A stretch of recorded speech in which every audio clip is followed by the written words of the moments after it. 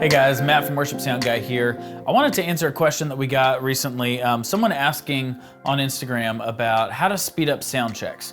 So for a lot of people, I think sound checks are kind of the worst. I think a lot of our experiences taught, man, they're either slow or, maybe for you, when you think sound check, you think, oh man, I'm running around fixing everything. Nothing's ever working. So I've got a couple of tips that I use quite a bit just to make sure the sound checks they're quick, they're efficient, the band isn't waiting on you and you're not waiting on the band, and just everyone has a better experience overall. So the first tip I would have, which I say this all the time, but make sure you're starting from a template. There's really no reason nowadays, especially with digital consoles, that you should ever be starting from scratch. And from scratch, I mean having to set gain for every input and having to, EQ every input. Pretty much if you've got the same, your kick drum is always on channel 1, it's the same drum, maybe one of 2 or 3 drummers, you should have it to a point where the gain is set, EQ is set for the most part, and all you're doing is like little fine tuning adjustments and turning the fader up. You shouldn't have to, redo your gain structure every time.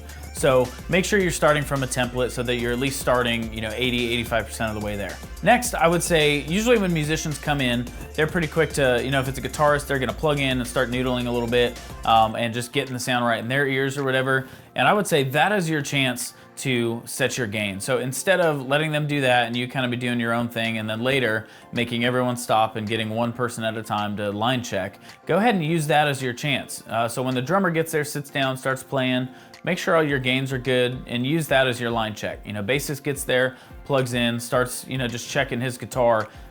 That's your chance to set gain. And then if for any reason it's not working, you're able to catch it then instead of later during, formal sound check. You're able to get all your gain set then. So then later, when everyone's actually ready to check, you've got all your gain set, you're ready to go and the band isn't waiting on you and vice versa. My third tip to speed sound checks along would be to make sure that you're communicating with the band. If for example, someone plugs in and the bass plugs in and there's a massive buzz, instead of just throwing a gate on it or something, or just trying to keep the fader down so you don't hear it, take some time to walk up, talk to the bassist, see if you can get to the root of the issue, because that's gonna make your life a lot easier, and then the band, again, is gonna feel like you have their back and you've got their best interests in mind too.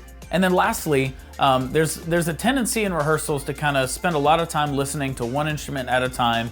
Maybe the whole band's playing and you've got everything out of the house except for the guitar, and you're diving in with the EQ, trying to figure out certain frequencies. I would say overall, to speed up your sound checks and to just overall create better mixes, spend a lot less time listening to individual instruments. During the time when you're line checking and people are plugging in, that's your time to listen for any, blatantly obvious issues like, hum from a ground loop or any, there's a bad cable in the mix somewhere. Go ahead and figure that stuff out. But then in general, you don't need to be spending your time listening in headphones or soloing stuff out. What you really need to do is go ahead and throw your faders up, get a good mix together, it could be half a song, by the time they get to the second chorus, you've got all your faders up and feeling half decent, and then listen to things in context and figure out, those vocals, they're just super muddy, so I need to go in and carve out some 250, or the guitar is super shrill, so I need to go ahead and go cut some of that mid-range to make room for my vocals. But it may be that when you listen to the electric guitar by itself in the headphones that you don't notice that, you're like, oh no, this is awesome tone, I love it, and you crank it, but then there's no room for the vocals. So unless you're listening in context, you're never really gonna hear that. So I would say my last tip would be to spend a lot less time listening to individual instruments and a lot more time listening to the mix as a whole in context. Hopefully that was helpful. I'm always a fan of speeding up sound checks. No one likes to stand around sound checking for an hour. So hopefully these were helpful to you. If you want us to talk more about this, let us know in the comments. We'd be happy to talk some more about different sound check procedures.